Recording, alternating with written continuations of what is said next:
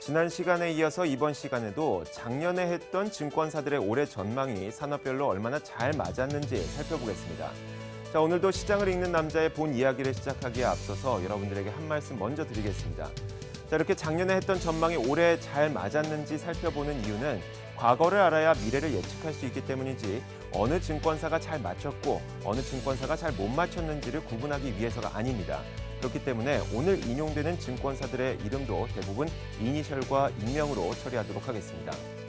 먼저 이 작년에 했던 전망과 굉장히 크게 달랐던 산업 한 가지를 꼽자면 카지노 항공산업이 있을 겁니다. 지난 2014년 말의 분위기를 떠올려 보자면 이렇습니다. 지난 10여 년 동안 중국인 관광객들이 급격하게 증가를 하면서 2015년에도 중국인 관광객은 크게 증가할 것으로 예상을 했었죠.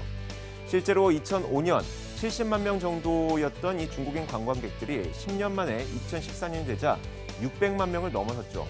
이 정도 속도대로라면 2015년에는 700만 명, 800만 명까지도 기대할 수 있을 것이라는 그런 기대감이 나왔습니다. 이렇게 중국인 관광객들이 늘어나게 된다면 도박을 즐기는 중국인들이 우리나라 외국인 전용 카지노에 들어와서 돈을 쓰고 그리고 우리나라에 들어오는 이 중국인 관광객들이 늘어나면서 항공산업도 수혜를 받을 수 있을 것이라는 전망이 나왔습니다.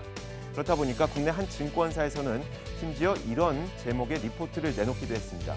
From Here to Zero라고, Zero to Hero라고 하죠. 그러니까 중국인 관광객들이 카지노 항공산업의 영웅이 될 수도 있다. 이런 자극적인 제목의 리포트를 내놓기도 했습니다. 그런데 2015년이 되자 어땠을까요? 그 누구도 예상하지 못했던 메르스 사태, 수많은 사람들의 목숨을 앗아갔던 메르스 사태가 발생했습니다. 이 메르스 사태 때문에 많은 중국인 관광객들이 우리나라로 들어오려고 했던 관광 계획을 취소했고요. 다른 나라로 여행을 갔습니다. 그러면서 우리나라의 외국인 전용 카지노를 운영하고 있는 파라다이스의 주가는 연초 대비 24%나 크게 하락했고요.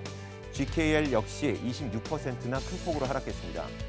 국제 유가가 떨어지면서 항공주들에게는 도움이 될 법도 한데 저가 항공사들까지도 기승을 부리면서 아시아나 항공은 37%, 그리고 대한항공은 37% 이렇게 큰 폭으로 주가가 하락하는 모습이었습니다.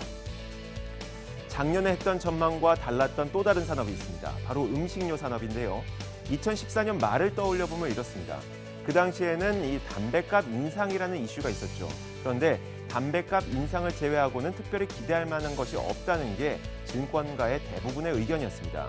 그렇다 보니까 그 당시에 이 리포트를 냈었던 증권사들의 리포트 제목을 살펴보면 이렇습니다. 국내 K증권사에서는 담배를 제외하면 추가적인 개선을 기대하기는 어렵다고 했고요.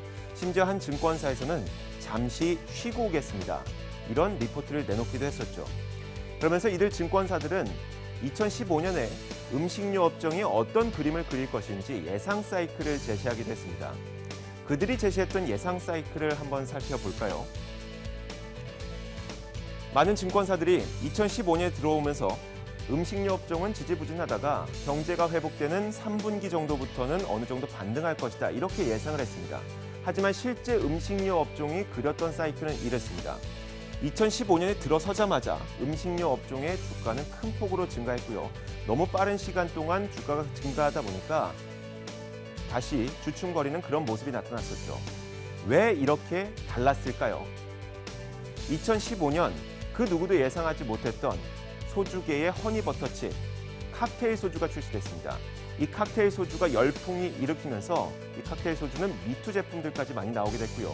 이 칵테일 소주의 포문을 열었었던 롯데칠성, 이 롯데칠성의 주가는 그 당시 100%가량 상승했습니다. 그리고 미투 제품을 생산을 했었던 무학 역시 76%나 주가가 급등하는 모습을 보였죠. 여기에다가 그 주정을 공급하는 MH 에탄올 125%라는 놀라운 수익률을 기록하게 됐고요. 또 다른 주정업체 진로 발효 역시 78%의 급등을 보였습니다. 물론 여기서 기억해야 될 것은 이렇게 급등했던 주가는 다시 제자리를 찾는다는 것이죠. 반대로 작년의 예상과 굉장히 비슷하게 흘러갔던 그런 산업도 있습니다. 단연 화장품을 빼놓을 수가 없겠죠. 작년도 그렇고 올해도 그렇고 화장품에 대한 기대감은 여전합니다. 작년 말에도 국내 여러 증권사의 화장품 업종에 대한 리포트를 살펴보면 화장품은 명실상부한 한국 대표 수출 업종이라는 얘기를 했고요. 여전히 가장 화려한 라인업을 갖고 있다. 뷰티 만능의 시대, 화장품 영역은 확장될 것이다. 이런 리포트를 내놨습니다.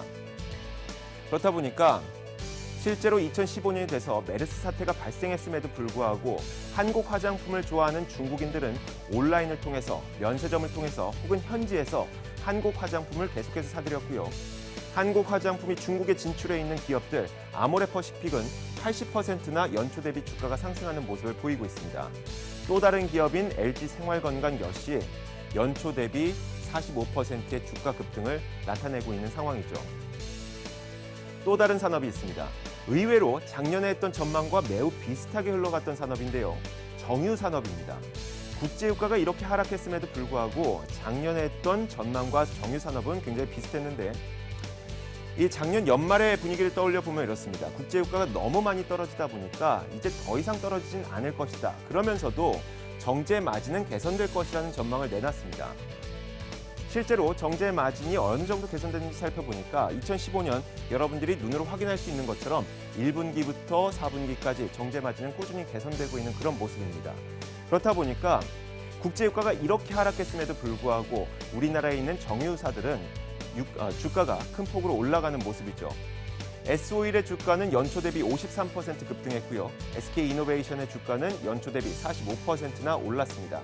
또 다른 기업이죠. GS의 주가 역시 연초 대비 24%나 주가가 오르는 모습이었습니다. 이렇게 2회에 걸쳐서 작년에 했던 전망이 올해 얼마나 잘 맞았는지 살펴봤습니다. 이제 우리에게 궁금한 것은 내년 전망인데요. 내년 전망은 시간을 조금 더 두고 연말에 다시 찾아오도록 하겠습니다. 시장을 읽는 남자였습니다.